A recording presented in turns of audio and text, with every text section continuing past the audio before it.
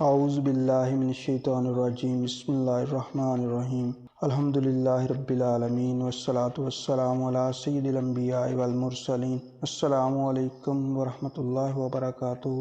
اللہ تعالیٰ کو راضی کرنے کی دعا۔